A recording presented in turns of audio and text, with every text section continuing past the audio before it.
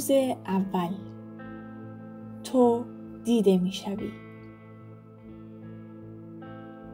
گاهی احساس می‌کنی که دیده نمی‌شوی، که در میان این دنیا، در میان این همه شلوغی، کسی تو را نمی‌بیند.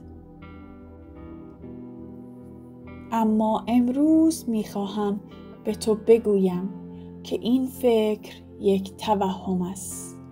تو هر لحظه دیده می‌شوی. هر نفسی که می‌کشی، هر اشکی که پنهانی می‌ریزی، هر لبخندی که با سختی روی لبانت می‌آوری، همه را می‌بینم. نامه اول.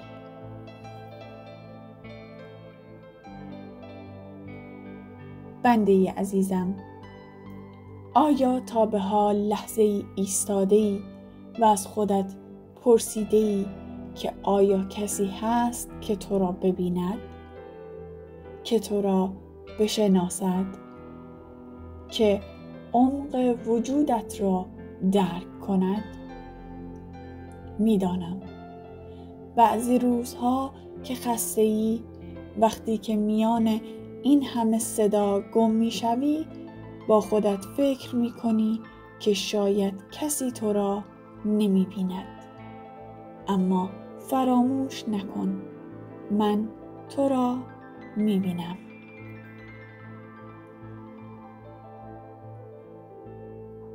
من تو را از لحظه‌ای که در این دنیا چشم گشودی، از اولین گریه‌ات تا به امروز دیدم. هر لبخند، هر آه، هر قطره اشکی که از گوشه چشمهایت چکیده، همه را حس کردم. تو برای من ناشناخته نیستی. تو برای من مهمترین هستی. میدانم که روزهایی داشته ای که احساس کرده ای هیچ کس تو را نمی بیند. روزهایی که لبخند زدی اما درونت پر از درد بود. شبهایی که در تنهاییت با اشکهایت خوابیدی و کسی حتی نپرسید که حالت چطور است. لحظاتی که تلاش کردی اما به نظر رسید که هیچ کس زحماتت را نمی بیند. اما بنده من، گوش کن، من تو را می بینم.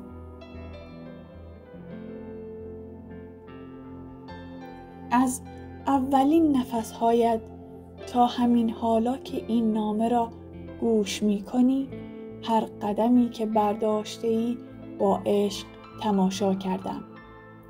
هیچ اشکی از چشمانت نیفتاده مگر اینکه من آن را دیدم.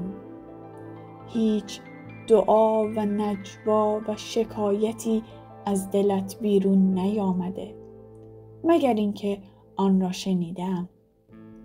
و هیچ لحظه‌ای نبوده که تو را تنها گذاشته باشم، حتی اگر خودت احساسش نکرده باشی.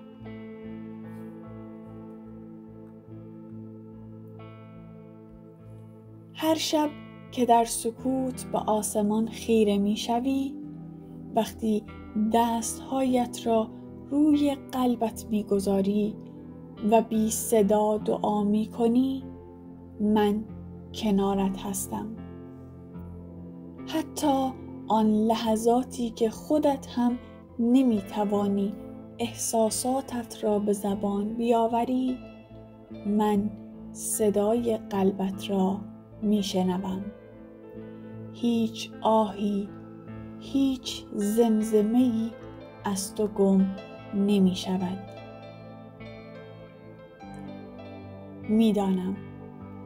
میدانم که گاهی دلت شکسته است.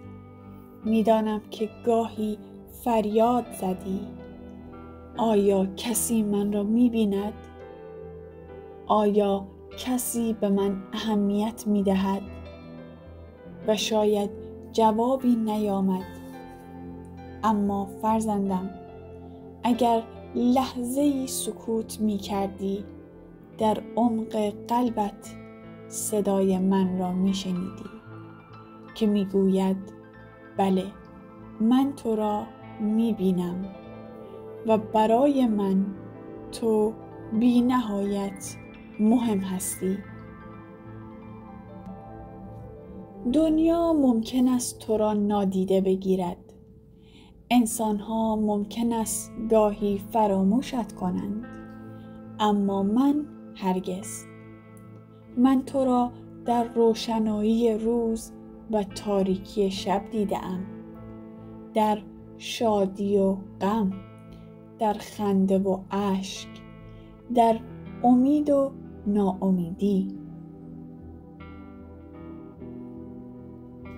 فرزندم، هر بار که احساس کردی در میان جمعیت گم شده ای، به یاد داشته باش که در چشم من تو بی‌نظیر و ارزشمندی.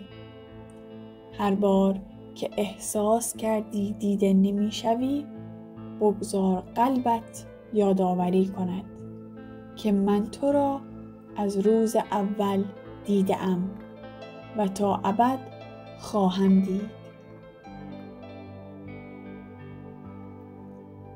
پس امروز این را با تمام وجودت باور کن. تو دیده می‌شوی، حتی اگر هیچ کس در این دنیا صدایت را نشنود، من میشنوم. حتی اگر هیچ کس درکت نکند، من تو را درک میکنم. حتی اگر فکر کنی هیچ کس دوستت ندارد، من تو را دوستت دارم. پس بیا یک لحظه چشمانت را ببند، نفس بکش و حس کن که من در کنارت هستم. تو تنها نیستی. تو هیچ وقت تنها نبوده ای و تا ابد من اینجا هستم، با تو و برای تو. حالا سر بلند کن، نگاهت را از زمین بردار و به آسمان بدوز. تو یکی از نورهای زیبای این جهان هستی و من هرگز از تماشای درخشش تو دست نمی کشم. با عشق، خدای تو. همراهان همیشگی آوای درون، امشب قبل از خواب فقط یک لحظه به این فکر کن. شاید در نگاه هیچ کسی نباشی، اما در نگاه خدا تو همیشه دیده می شوی. اگر این نامه را با تمام وجودت حس کردی، اون را برای کسی که دوستش داری به اشتراک بگذار.